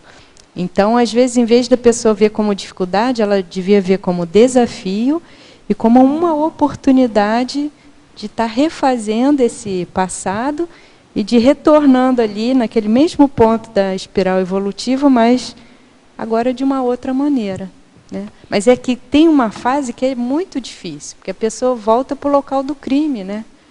E aí tem muito contrafluxo. E aí, se a pessoa não entra numa abordagem mais evolutiva, mais de renovação, mais de abrir mão, de doar mais e querer receber menos, ela começa a exigir demais, né? Exigir, mas tinha que ser assim, tinha que ser assado. E aí fica muito difícil. E como que você identifica isso na tua experiência, né? Porque você teve uma vida marcada por essa itinerância internacional. Mas não é tanto, né? Eu conheço gente que já viajou. Eu não viajei tanto assim, não. O que eu acho que é o diferencial das minhas viagens, isso eu tinha colega de escola que falava para mim, é que assim, cada vez que eu ia numa viagem, eu voltava diferente. Então, as viagens internacionais me ajudaram na recuperação de cons. Mas eu viajei muito pouco comparado a pessoas que viajam, que são viajantes profissionais. Então, se você pensar, isso que eu estou falando, diplomatas, executivos de multinacionais, até voluntários internacionais na própria Conscienciologia. Tem gente que já viajou muito, muito. Né? A gente tem o caso do Gustavo Vieira, né? que já foi, acho que, para mais de 100 países, né? Fazendo todo esse esclarecimento sobre a questão anti-minas terrestres. Então, assim, só que também um diferencial que eu acho que foi das minhas viagens, eu prestar muita atenção o que acontecia comigo, com os outros, em viagens. Então, teve gente que já viajou muito e, quando leu o meu livro, falou assim, sabia que eu nunca pensei em nada disso? Então, a pessoa está tão habituada, para ela uma coisa tão normal, é tipo trocar de roupa. Então, ela não... Alguns aspectos, ela não presta atenção. Para ela, tanto faz estar aqui, estar na casa dela, estar no bairro vizinho, ou estar em dezenas de países no mundo, não dá muita diferença. E também tem aquelas pessoas que elas viajam com aquela atividade muito assim, específica. Então, elas vão lá, fazem aquilo e voltam. Às vezes, elas têm pouco contato, né, com aquela cultura. Né? Então, acho assim, que o que eu posso falar é que eu não viajei tanto, mas eu acho que as viagens mexeram muito comigo intraconsciencialmente. E eu presto muita atenção. O que acontece comigo e o que acontece com os outros. Tem um verbete que eu fiz sobre fotopalestra, porque é interessante, você vê a pessoa viajando e depois você vê o que ela conta da viagem que ela fez. Eu sou psicóloga, eu tenho assim, um interesse em analisar as pessoas, o comportamento das pessoas. E você vê que, muitas vezes, o relato que ela traz é um relato que não condiz com a realidade. Então, quando você viu a pessoa na viagem, a pessoa estava de um jeito. Mas, quando ela vai contar como foi a viagem, ela distorce um pouco a realidade. Né? Então, também tem disso. Kátia, tem uma pergunta. Fala. Aqui. Sobre esse assunto, questão da pessoa ter a oportunidade de voltar ao país e, às vezes, dar esse choque cultural, porque no passado aconteceu alguma coisa e ela está tendo a oportunidade, talvez, de fazer... Não, mas não é só... Às vezes é o passado, mas às vezes não é passado, não. Às vezes a pessoa está acostumada a comer arroz com feijão. Aí vai para lá comer espetinho de escorpião, cobra, sopa de cobra, entendeu? Às vezes nem tudo, senão a pessoa vai começar a falar, não, tudo então é por causa do meu passado. Não, às vezes a pessoa foi mimada, a pessoa é cheia de caprichos, a pessoa tem uma dificuldade de flexibilizar e topar mais as coisas, entendeu? É mais fresca. Tem isso, né? Entendi. Tem essa possibilidade também. Mas eu pensando um pouco mais aqui sobre Foz do Iguaçu, a Cognópolis, aqui em Foz do Iguaçu. É claro que a cidade, por ter escolhido, além das energias, o balneário energético, imanente, né, aqui, o chácara que pertence... Já fizeram alguma comparação na questão da história da região da Tríplice Fronteira, questão da Guerra do Paraguai? Já fizeram essa conotação? Valdo Vieira já falou alguma coisa sobre isso, professor Valdo? Olha, eu lembro que tem um verbete que chama confrontação urbanística, né? Que é um verbete que ensina como que a pessoa compara uma cidade com outra, até para ela analisar em termos de PROEX. E agora vai ser um livro também da Denise Paro, que é jornalista, sobre a questão de Foz, da Tríplice Fronteira. Então, acho... tem o da Nara também, sobre Foz do Iguaçu, né, sobre a questão cultural. Agora, a questão da reurbanização, né, do polo do conhecimento aqui em Foz. Mas, com certeza, né, vale a pena a pessoa... Já pensaram nessa... o da Nara é uma outra abordagem e o da Denise eu não li. Né? Acho que o da Denise sai agora, vai ser publicado no final de outubro. Mas eu acho que vale muito a pena a pessoa estudar a história do local, o que ocorreu ali, até para ela ver se ela não foi uma das personagens, né? Que fez parte daquele contexto e que agora ela está tendo a chance de morar ali novamente, mas com outro tipo de atividade, mais ético, digamos assim, né? Mais assistencial. Olha, ninguém foge do passado, todo mundo volta no lugar do crime, isso não tem como. Né? Penso isso, só que agora, uns estão mais lúcidos e outros estão mais inconscientes. E às vezes é melhor ficar mais inconsciente, porque se a pessoa ficar sabendo, às vezes até reaviva aquele retroego também. Né? Entendi, obrigado. Kátia, você pode falar sobre, na estrangeirismologia, página 33, poderia relatar o way of living? O way of living é um modo de viver, né? Então, como que cada cultura vive no seu dia a dia, como são os hábitos, como que lida com as questões da vida diária. Então, isso daí é muito específico, né, de cada local. A gente vê aqui no Brasil a vida em cidade grande, a vida no interior, a vida no litoral, né, a vida nas capitais, a vida em cidades pequenas. A gente vê que de Foz para Cascavel já tem um modo de vida totalmente diferente, né? Então, Cascavel é uma cidade comercialmente muito forte, que tem universidades, mas a mentalidade de Cascavel é bem mais acanhada que a mentalidade de Foz. Foz é muito mais cosmopolita, tem muito mais diversidade cultural, as pessoas são mais abertas em função do quê? Do turismo. Então, o turismo é uma coisa que, se por um lado depreda, por um lado polui, por um lado, né, às vezes não é o ideal para o local, acaba trazendo algum nível de devastação, mas, por outro lado, faz essa mistura de gente e tanta população local, ela fica mais flexível, mais aberta, né, como também as pessoas que vão para o local, elas acabam se beneficiando. Então, o turismo, eu acho que... E o turismo ajuda a limpar, né? Imagina, hoje se pode visitar campos de concentração, mas é lógico que a energia já está bem mais depurada, né? Porque as pessoas vão lá para conhecer, para estudar. Então, o turismo ajuda demais, né? Nesse sentido. A gente até teve um verbete. Turismo reurbanizador. Exatamente. Da Silvia Bettar. Eu lembro de um verbete com esse título. Assim. Bem interessante. Ela justamente aborda essa questão do turismo. Agora, na Crescendologia, na página 34, primeira linha. Gostaria que você comentasse o crescendo família consanguínea, família evolutiva, humanidade para humanidade. É isso em geral, porque a nossa tendência é uma defesa muito grande, né, dos valores, dos hábitos, dos comportamentos da nossa família de origem. Então, pode ver, né, que as famílias, em geral, elas se orgulham, né, de contar as histórias. Na minha casa era assim, o meu avô fazia assado, a minha mãe tinha isso assim. Então, isso é assim, um motivo de orgulho. E o que é a família tradicional? A família tradicional é justamente isso, essa família que de geração para geração ela vai passando, né? Essa cultura familiar que muitas vezes está bem assim, desatualizada, não condiz mais, né, com o Zeitgeist, mas a família está ali.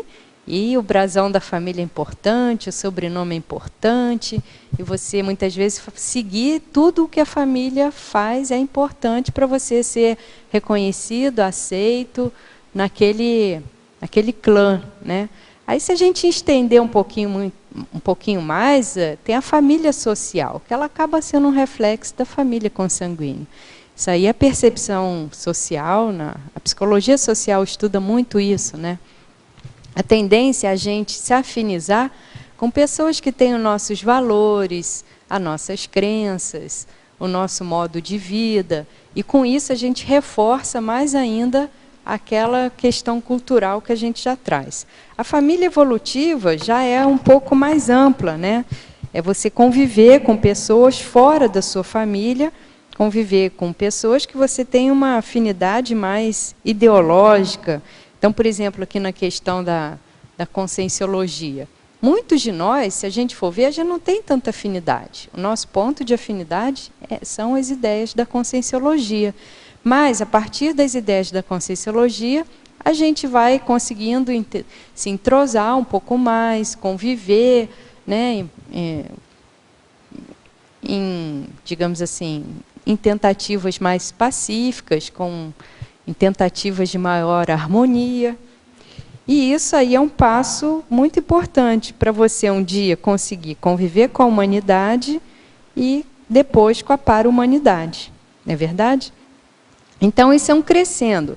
Se você ainda defende demais a sua família, o seu grupo karma, você ainda está muito longe de um convívio mais universalista com a para-humanidade. Isso aí a gente vê na TENEPS. Tem pessoas que só colocam na TENEPS os familiares, não é verdade? Tanto quando a pessoa vai mandar pedido da TENEPS, e depois ela começa a fazer TENEPS, e ela só quer resolver os problemas da família, ou se não é da família diretamente consanguínea, são dos amigos, daquelas pessoas com quem ela tem convivência.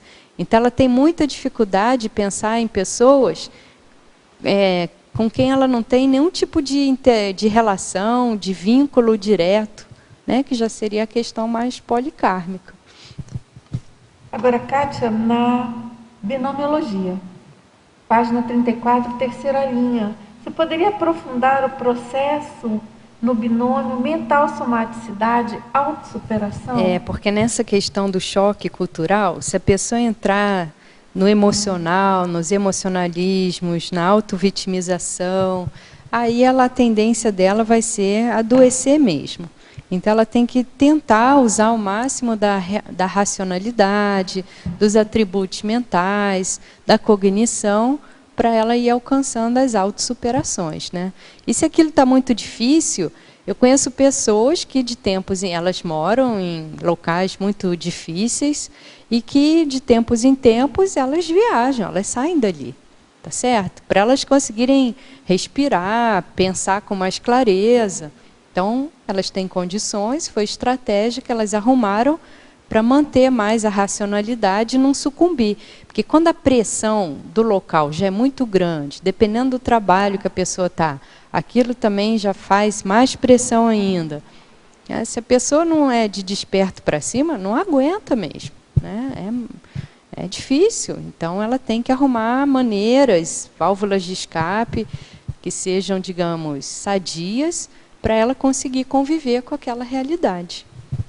Professora Kátia, por favor, ali na 33, fatologia, não sei se tu falaste sobre o duplo U ali na fatologia. É que o duplo U é o seguinte, é o U de quando você vai e o U de quando você volta. A curva, né? Do choque cultural que você passa na ida para uma outra cultura e depois quando você regressa também. Que é justamente aí forma o W. Certo. Então, e na página 34 ali, polinomiologia, a casa, pátria, vínculo, segurança.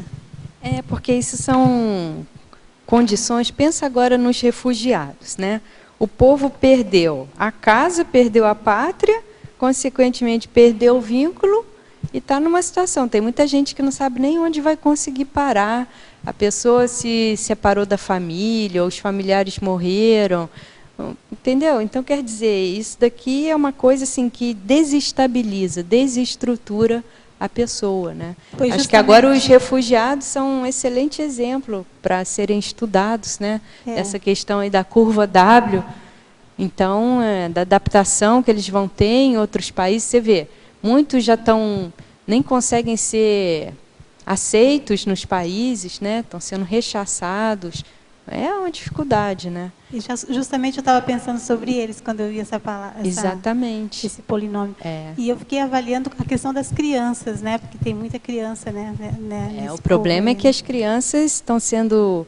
Muitas crianças estão ficando órfãos e mesmo os estabelecimentos que estão sendo criados não estão cuidando.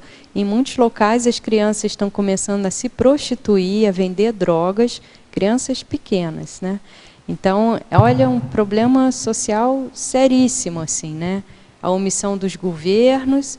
E hoje em dia quem está entrando para ajudar são civis, milionários, pessoas com muito dinheiro, que estão começando a criar ONGs e fazer movimentos, né? Então teve um milionário italiano que ele criou uma ONG de resgate dos refugiados que estão se afogando. Faz um ano que ele investiu 27 milhões de reais nessa ONG dele. Faz um ano que ele já vem trabalhando com isso. A mulher dele está presente em todos lá os resgates no barco. E agora eles conseguiram uma parceria com Médicos Sem Fronteiras. E eles receberam também uma doação de 100 milhões de dólares. Aí eles vão ampliar o número de barcos, o número de voluntários, de suplementos, tudo. Eu ainda hoje pela manhã estava no supermercado e vendo o quanto a gente tem de fartura, né, nós aqui.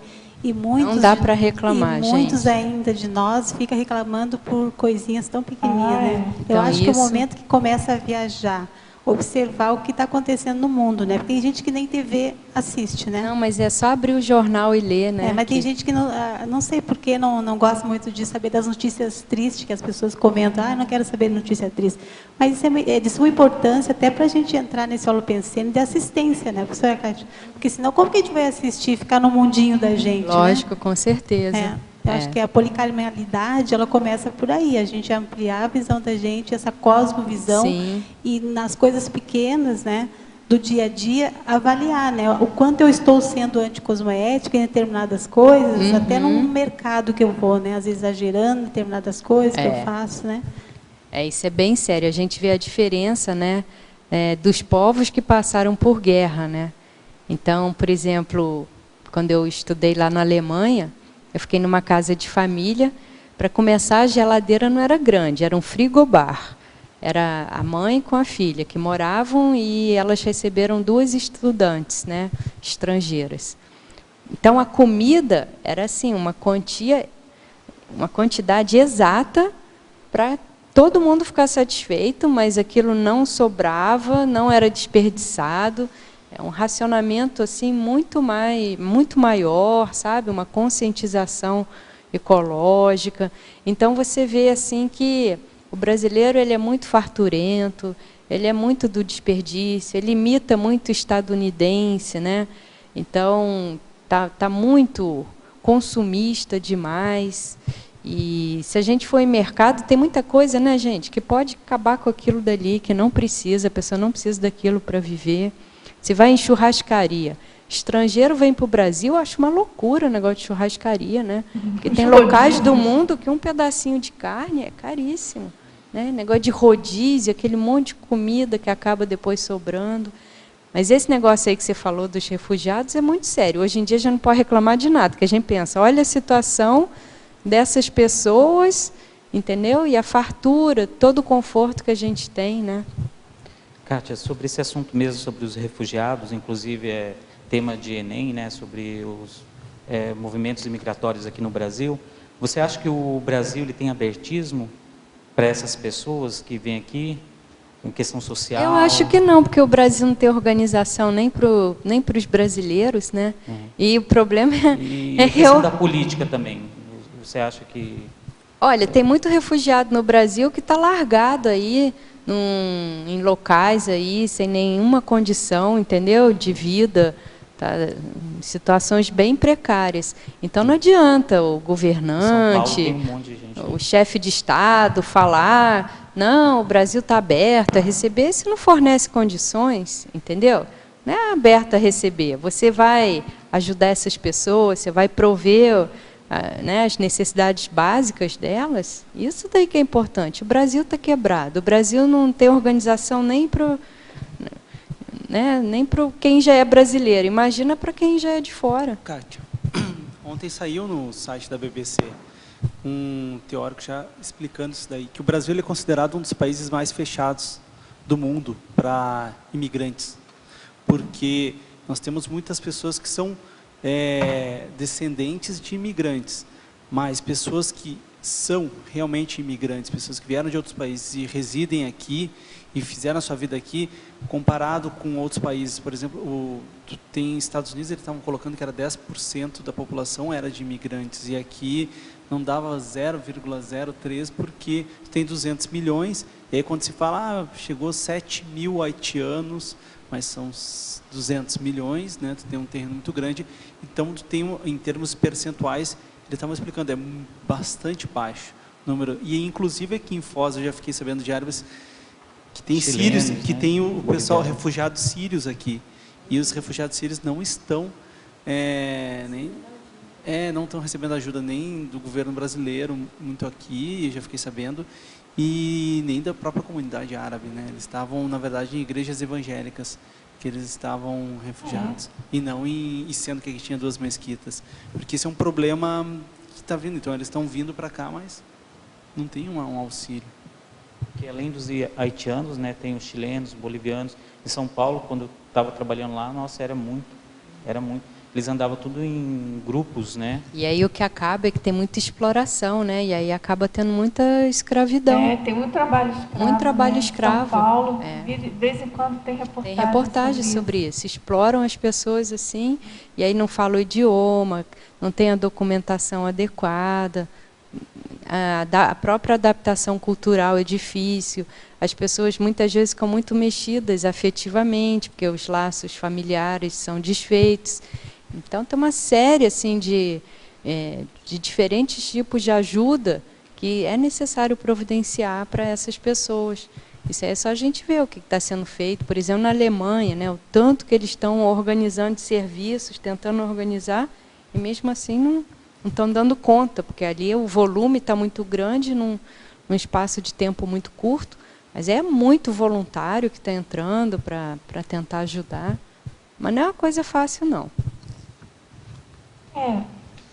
Questão, na Europa, então, tem essa questão de território, né, que é muito séria, porque eles não têm realmente muita terra disponível como tem em outros locais. No entanto, tem muito dinheiro, né?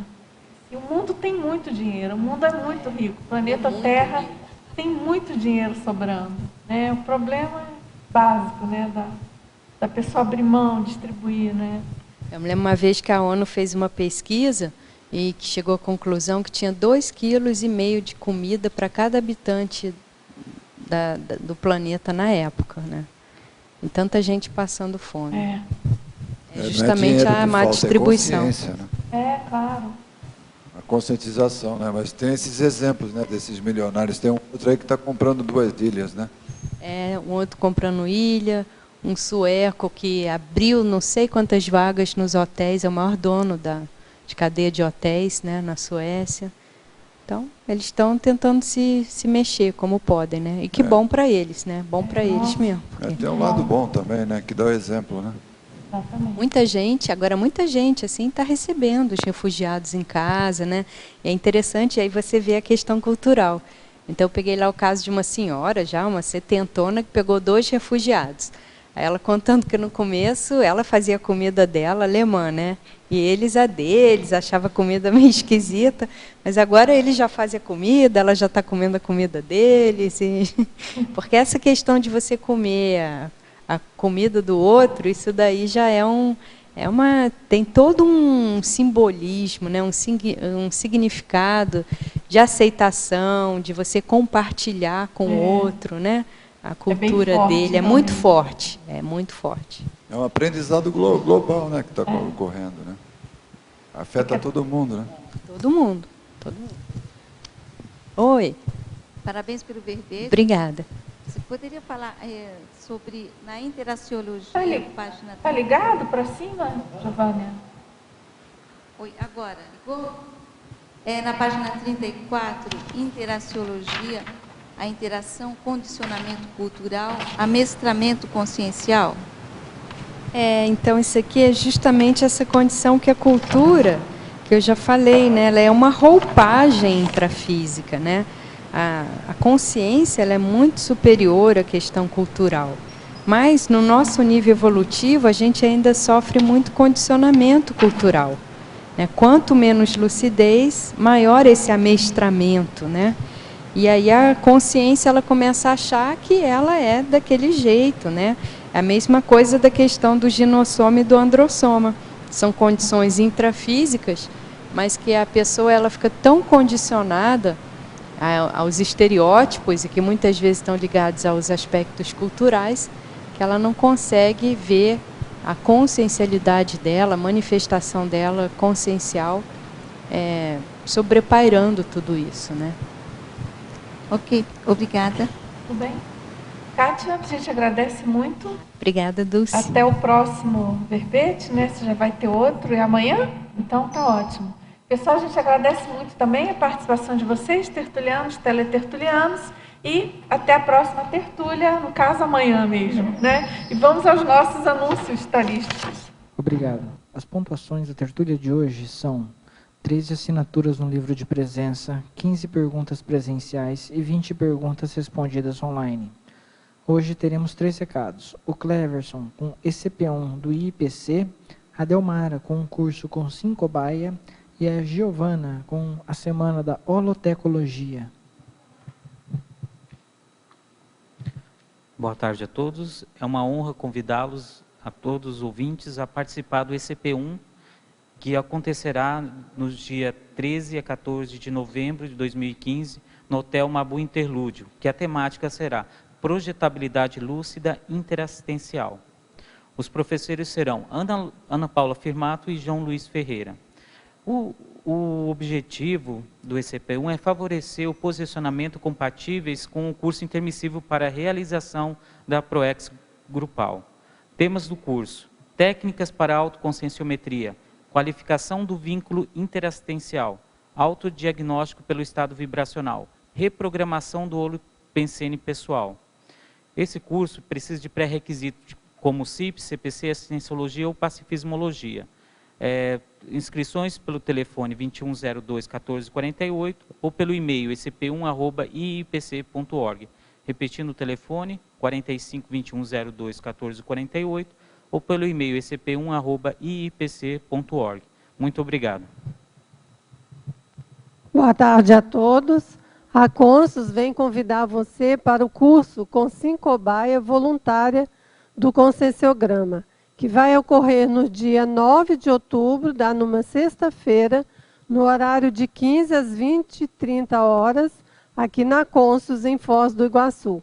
Esse curso ele se constitui num laboratório interassistencial e proporciona aumento da autopercepção e do autodesassédio, através da autoexposição do Labicondo com Sincobaia.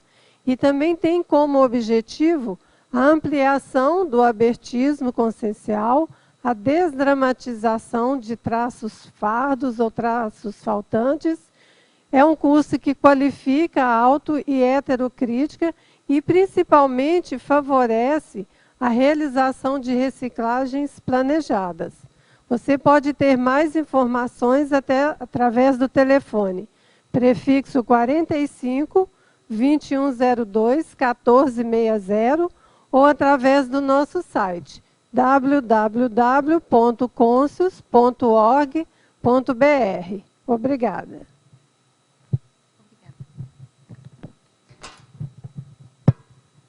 Boa tarde a todos. Convidamos a todos para o curso, a segunda semana de Holotecologia, que vai do dia 30 de outubro a 6 de novembro. O curso Holotecologia e Cosmovisiologia será do dia 30 de outubro a 1º de novembro. Teremos mini cursos durante a semana. E também no dia 2 teremos um jantar sobre Noite Espanhola no Hotel Mabu Interlúdio. Faça sua inscrição e receba de presente a revista Holotecologia número 2. Telefone para contato é 3525-2652. 45-3525-2652. Obrigada.